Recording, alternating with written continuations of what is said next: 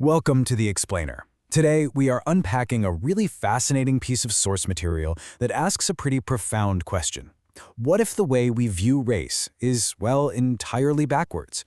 You see, our text posits this intriguing idea that racial categories, specifically black and white, are not actually the concrete biological facts we so often assume them to be. Instead, they're intricate political designations, essentially designed to organize human beings into hierarchies of power. Okay, let's dive into this. Take a look at the shield dividing the imagery here. It beautifully captures the core thesis of our source material, which is that the concepts of black and white operate as symbolic markers. They're like a shield, a boundary, a designation of social placement, rather than a literal description of human bodies. The text argues that these labels organize our social perception. They compress an incredibly vast range of human variation into these rigid, absolute categories that carry just immense historical, political, and legal weight. The source text actually opens with this powerful quote, "For man looketh on the outward appearance, but the Lord looketh on the heart." And this ancient piece of wisdom perfectly frames our entire explainer today. There's a deep philosophical disconnect between superficial outward appearance and deeper truths. So we're going to examine how society has historically been absolutely obsessed with these outward appearances, essentially creating this make-believe system of categorization that ignores the deeper reality of human equality. Here is our roadmap as we follow the source text's evidence. We're going to cover 1. The illusion of color. 2. Inventing the white race. 3. Whiteness in the courts. 4. Global parallels of oppression. 5. The complexity of identity. And finally, 6. The instrument of power. We'll be acting as impartial investigators today, looking at all the evidence to really understand the author's argument. Section 1. The illusion of color. A continuous gradient. I want you to just look down at your own hand for a second, or grab a white piece of printer paper. The text points out a simple but honestly profound truth. Human skin exists across a continuous gradient of melanin, ranging from pale beige to deep brown. Literally nobody on Earth has skin that is the exact color of a white sheet of paper, just as nobody is literally the color of black coal, right?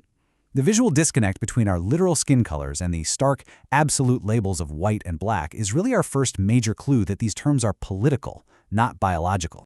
Section 2. Inventing the white race. Let's move on and see how this builds. So historian Theodore Allen, who's cited in our text, makes this fascinating argument: the white race was a deliberate political invention. Back in the pre-1670s Chesapeake region, society was highly volatile. Laboring-class European Americans and African Americans actually showed immense class solidarity. They were fleeing bondage together and even fighting side by side during Bacon's Rebellion in 1676. But to break this powerful alliance, the ruling class needed a system of social control. By the late 17th century, they deliberately codified whiteness into law. They gave minor privileges to European American laborers to ensure they identified with the elite rather than with their fellow African American laborers. It was a strategic wedge. Section 3. Whiteness in the courts. A legal property. Now, what's really interesting about this slide is how early American law treated racial designation. They used a concept called status property. This meant that whiteness wasn't just a physical description. It functioned legally as a literal form of property. Just like owning a piece of land gives you the right to exclude others from it, possessing whiteness granted the right to access citizenship, protections, and enforceable property rights that were systematically denied to others. And this brilliantly illustrates just how shifting and legally plastic this boundary was. Just look at these two Supreme Court cases from the 1920s. In 1922, Takao Ozawa, a Japanese man with very light skin, was denied citizenship because the court ruled he wasn't scientifically Caucasian. But then, get this, just 1 year later, in 1923, Bhagat Singh Thind, an Asian Indian man who actually was scientifically categorized as Caucasian at the time, was also denied citizenship. The court completely flipped its logic, stating that the common man wouldn't recognize him as white. The text uses this to prove that white was never some stable scientific category. It was a movable legal boundary used by the state to protect the dominant race. Section 4. Global parallels of oppression. Notice the comparison between these two historical examples from the text.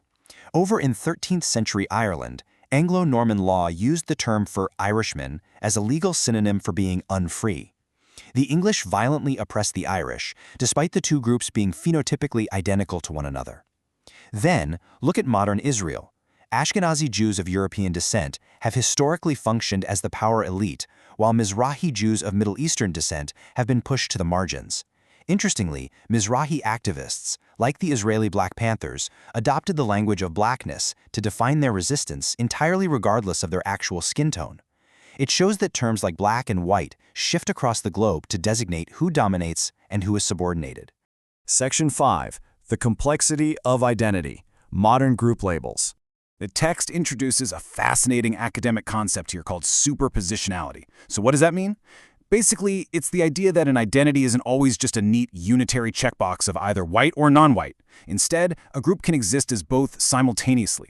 The Jewish experience is highlighted in the text as strong proof that whiteness is a political designation, because when complex lived histories of racialized oppression are flattened into a single white checkbox, it creates immense friction.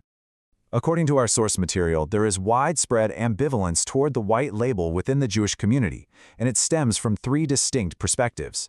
First, some view it as the invisibility of oppression, arguing that labeling Jews simply as white completely erases the living history of anti-Semitism where Jews were racialized as a lesser race. Second is that friction of superpositionality we just talked about.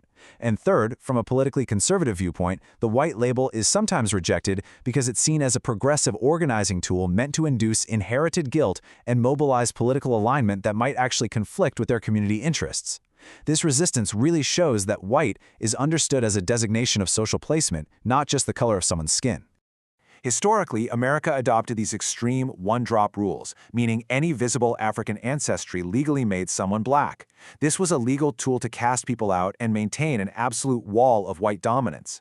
In response, the text notes that oppressed groups utilized strategic essentialism. Leaders like W.E.B. Du Bois championed a black-as-black orientation. Oppressed groups unified under a political designation to present a united front against segregation. And that further proves these categories are societal tools, not biological absolutes. Section 6. The Instrument of Power. Let's bring this all together. So, the crucial point is this. Racial color language functions first and foremost as an instrument of power. When groups who look white refuse the label, or when oppressed groups globally use black and white to describe dominance regardless of literal skin color, they are rejecting a political framework.